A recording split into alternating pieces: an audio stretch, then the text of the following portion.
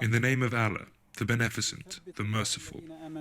Allah confirmeth those who believe by a firm word in the life of the world and in the hereafter, and Allah sendeth wrongdoers astray. Al-Quran 14:27. The subject of today's episode is a discussion on the unstable statements of the group's founder and his successor, the second caliph, on the topic of nubuwah, prophethood. This is a very important subject regarding which the second caliph says, the founder has abrogated all that had been said on the subject of prophethood prior to 1901. This means that wherever you find a statement of his regarding the metaphorical prophethood or the shadow or incomplete prophethood, expunge it. It now stands abrogated. He said this in the book, The Reality of Prophethood. What does the founder say on this subject? I shall talk categorically about several issues on the subject of his prophethood. Responding to a sheikh named Ghulam Dastagir, who challenged him to a debate, the founder announced in the beginning of 1897 that the issue of this debate has not settled in among the Ahmadi community with due accuracy. They have assumed that it was the founder who called the sheikh for the debate. It is the opposite, which is mostly true. The founder responded to him since the latter alleged that he had claimed prophethood. He said, "It should be made amply clear that I curse the one who claims prophethood. I declare my belief that there is no God but Allah, and that Muhammad is the messenger of Allah. I believe in the Prophet who is the seal of prophets. I do not claim prophetic revelation. Rather, I advocate belief in the Wahi al-Walaya, saintly revelation. This is the revelation which saints experience under the shadow of Nubuwah Muhammadiyah, Muhammadan prophethood, and this experience is the result of conforming to the teachings of the Prophet, prayers and blessings of Allah be upon him. Whoever accuses me of anything more has cast away piety and integrity from unto himself. Today, the Ahmadis have cast away piety and integrity from unto themselves since they claim that he is a prophet." He goes on to say, "I do not claim prophethood, rather I claim guardianship and reform. A reformist, this is clear. He said this in the beginning in 1897. But as we have said, he went on to claim prophethood in 1901. It was then that he claimed prophetic revelation, and as such he cursed himself. When we say that he abrogated these statements, did he abrogate cursing his own self? This cannot be abrogated. It is a claim." Coming to the second important issue, he says, there was a debate in Lahore between Sheikh Abd al-Karim and Sayyid Mirza Ghulam Ahmad al-Qadiani. It went on for several days on the subject of the announcement of prophethood, which had been published in the respected Mirza's books. The respected Sheikh, meaning Abd al-Hakim, was preparing his third statement, since it was his turn to reply to the respected Mirza's previous statement. During this time, the debate was declared as concluded based on the following statement of the respected Mirza. The founder wrote, "All which I have mentioned prior to this statement regarding the word Nabi, prophet, is not intended to be comprehended through its actual meaning. For example, the terms partial prophethood or reformism or incomplete prophethood. I have used them merely considering their linguistic perspectives. Never would I claim the actual prophethood. In fact, I say that I believe that our Master Muhammad, the Messenger of Allah, prayers and blessings of Allah be upon him, is the seal of prophets. Indeed, Allah knows well my intentions, and I have never, since the beginning, intended the actual nubuwah when I used the word Nabi. Instead, the intended meaning was of muhadithiyya." He then sought reference from the hadith. "If there is anyone from among them in my community, then it is none but Umar," meaning the advent of reformers is inevitable. Then he said, "I do not see any issue in wanting to express that particular word in an alternate style in consideration of the sentiments of my Muslim brothers. The alternate style would be to replace the word Nabi with muhadith, reformer, from all instances, and to consider the word Nabi as expunged. Expunge it. What if the issue is about the actual nubuwah? Should it be expunged even then?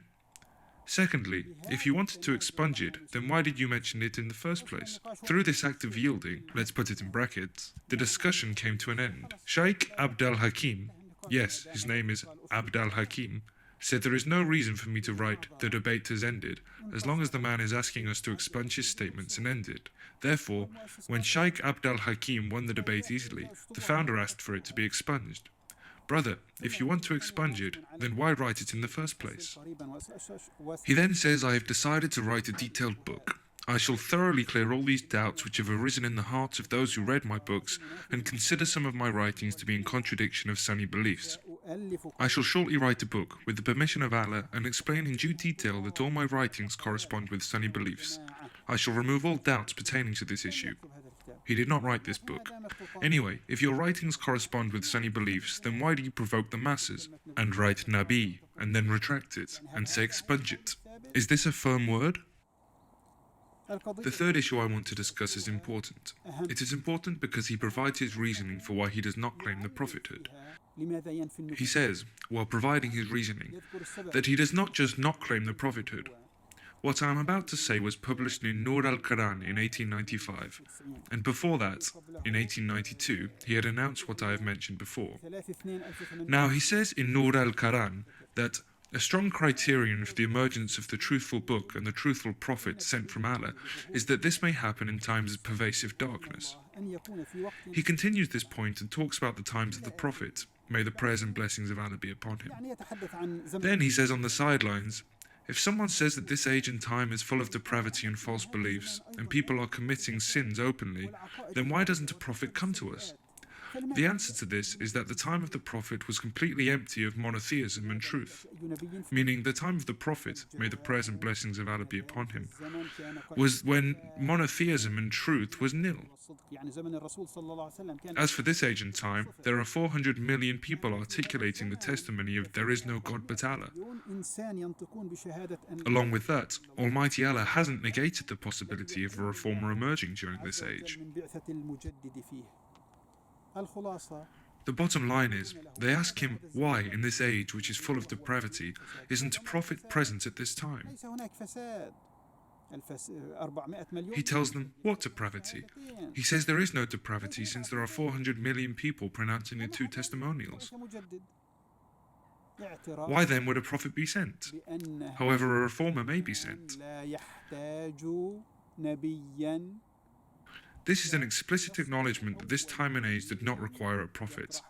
Thus, the first argument put forth by the Ahmadis on the truthfulness of their founder, that is the need of this age for a prophet, fails. The man himself says there is no need for a prophet since there are 400 million monotheists.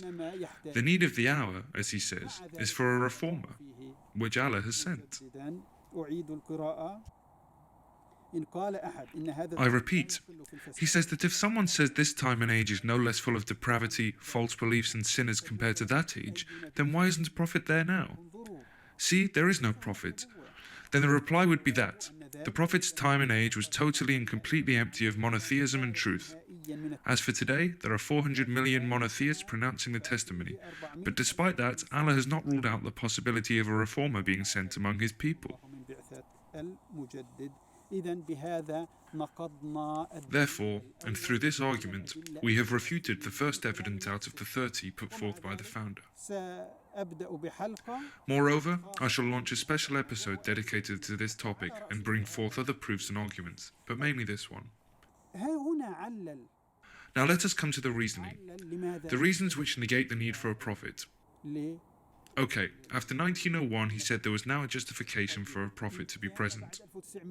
So what happened? What happened between 1895 and 1901, 6 years, in which the whole world changed? It is absolutely clear that if anything has changed at all, it is his unstable word, and Allah sendeth wrongdoers astray. The fourth issue is of the founder not wanting to use the word nubuwa, although it is not to be interpreted through its actual meaning. Along with that, he says, I don't like it, I don't like it. He said towards the end of 1896, this humble servant of Allah has never claimed the risala, bringing a message, and nubuwa in their actual sense. These words have been used metaphorically and in a superficial manner, as is used commonly and as is written in dictionaries. This does not amount to apostasy. Even then, I do not prefer to use them since they bear a possibility of the general masses misinterpreting them erroneously. Okay, brother, don't use it as long as it remains subjective. But your group, which has been targeted on this issue for a long time now, has failed to achieve unanimity on the meaning of nubuwah, even today. There are several interpretations and opinions on this, but well. The fifth issue is that he says it is merely a linguistic matter, and there is no conflict with the general Muslim populace. He said in 1905, in Al-Hukum newspaper, "They are saying that I have claimed nubuwah. I say this is merely a terminological conflict. Nabi means he who informs. Should we refer to the interaction that takes place between man and God as dialogue or speech? Thus he is saying that they are merely dialogues and speeches between himself and Almighty Allah. Dialogue and speech with Allah. This isn't a feasible terminology."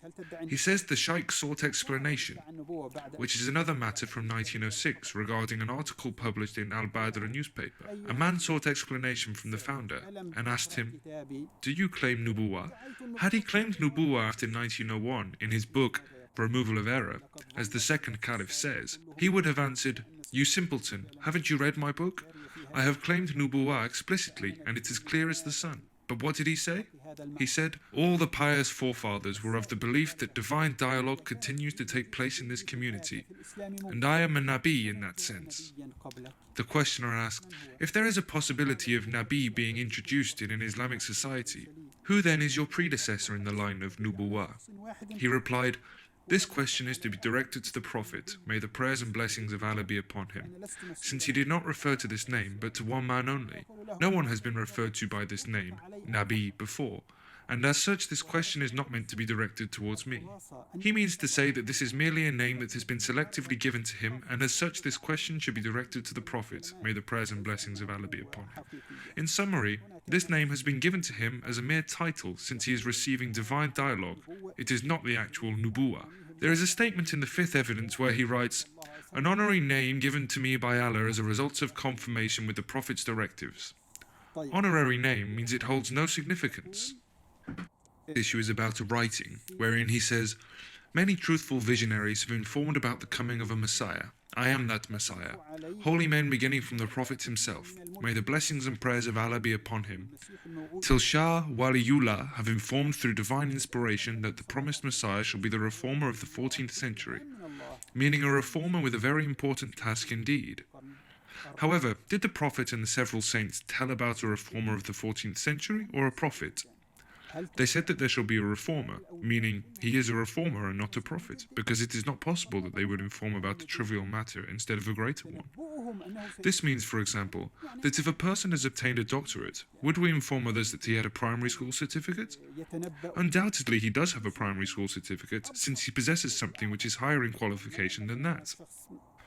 There is a statement in a letter issued in 1899 wherein he says, "He came, received the wahi." He says, "A prophet came into this world, but its people did not accept him." The reading is not with the soft aleph, since that would be, "Then do not accept him." The reading is not with the soft aleph, since that would be, "Then do not accept him." The point is, he says there is another reading from the wahi. It is as follows: "A harbinger came into this world." This is how this wahi has been recorded in the Barakhin Ahmadiyya, evidences of the Ahmadiyya, and not in the earlier reading. This means a prophet came in order to preclude conflict, and also means that he expunged the wahi which he received in the Barakhin and did not write in verbatim. The wahi is, a prophet came in order to preclude conflict. Had he intended the nubuwah to be the actual prophethood, he would never have expunged it. There are numerous statements, though I have limited myself to those which I currently have, and additionally the founder referenced the hadith, "There is no prophet after me," many times to establish the discontinuation of nubuwah. In 1907, in seeking a fatwa, he said, "I have been named a prophet by Allah metaphorically, not so in reality. This is amply clear that it is a metaphor. In the reality of divine revelation, 1907, he says, my nubuwah is validated only through the nubuwah of the Prophet. May the prayers and blessings of Allah be upon him. In itself, it is not validated. There are many other statements such as this, but the second caliph has changed all this. He said, it is now absolutely clear that the statements written before 1901, wherein the founder denied his prophethood, are abrogated. Those statements cannot be deemed valid in argument. Abrogated. Even the beliefs are abrogated. Then he says in a brief explanation, prophets are of two types. First, those who come with a new set of laws, like Musa, peace be upon him. And second, those who resurrect the earlier set of laws which have subsequently become detached from reality due to being corrupted by people's views, like Ilya, Ishaya, Hazikwan, Daniel, and Al-Masih al-Nasiri. Mirza Ghulam Ahmad has claimed to be a prophet of the second category. Now this means that Nubuwah is very real. The second caliph views the Nubuwah of the founder as a real Nubuwah, just like that of Isa and other prophets who did not come with a new set of laws. This has never been stated by the founder. He never asked to abrogate his words in the book Isalah Khata, whereas the second caliph believes that he has abrogated his previous words, which he never said. Instead, when he mentioned Nubuwah and said that he was a Nabi, he clarified that he intended such and such, and when he denied it, he said that he intended such and such. Therefore, the second caliph's statements become the cause for a split in the community in 1914. But did this matter end with the second caliph? Those around him further added and interpolated in the sermon of Sawa Shah. One of the second caliph's followers said the following on June 12, 1922. The promised Messiah confided to Abd al-Karim al-Siyal Qoti that the founder is a Nabi, but he uses these words to explain this matter to the people, which implies that whenever he denies Nubuwah, it is merely to satisfy the people, while in fact he is the actual Nabi in all its meaning. Yes, there is a sermon delivered by Abd al-Karim al-Siyal Qoti, who was the regular sermonizer and imam. He said, please ask the founder. He said, I thought you were a prophet or a messenger. If I am wrong, correct me. Then he went to him and asked him, why haven't you corrected me until now? The founder replied, whatever I have said is my creed and my claim. It is possible that the founder started talking about his nubuwah after this sermon. I believe that the founder openly claimed the nubuwah only before those who were willing to accept his proposition. As for those who were not inclined to believe as such, he did not claim nubuwah in their presence. I have some proofs on this matter, but I don't consider them to be conclusive, and there is no reason to bring them up presently. But a man who changes his beliefs but says he hasn't changed them and instead asks to expunge the word nubuwah, even though he has written it, and all these issues we have discussed, it is fully possible that such a man can say one thing to one set of people and a different thing to a different set. Abd al-Karim has openly stated that the founder said he used these words merely to explain the situation to the people. The proof is now evident. He used to make contradictory claims. This resulted in the community being split into two. What evidence was put forward by Sawa Shah in his 1922 sermon in order to prove the founder's nubuwah? The founder said, seek evidence from this verse. I dwelt among you a whole lifetime before it came to me. Al-Quran 10:16. This verse is used by the prophets to justify their prophethood. The founder also used the verse, even if he has invented false sayings concerning us. Al-Quran 69:44. This evidence is also used by prophets, and the founder says that his conduct is akin to those of prophets. The founder sent a letter to Abd al-Hakim in which he said, whoever has received my call but does not believe therein, then he is not a Muslim. If one rejects my call, then he is not a Muslim. This applies only to prophets. These are the evidences put forth by Sawa Shah, and they are logical. We can now say conclusively that the founder has indeed claimed nubuwah, even though he may deny it out of fear or for any other reason that you may think of. I only speak of that which has happened, but it is a fact that he applied the concept of nubuwah upon himself, which is the conduct of prophets. He interacted with the people like a prophet, but denied the application of the word nabi to himself. If, on the one hand, he asks to expunge it, but on the other hand, he claims that it is merely a superficial word, why? This is the answer. May the mercy, blessings, and peace of Allah be upon you.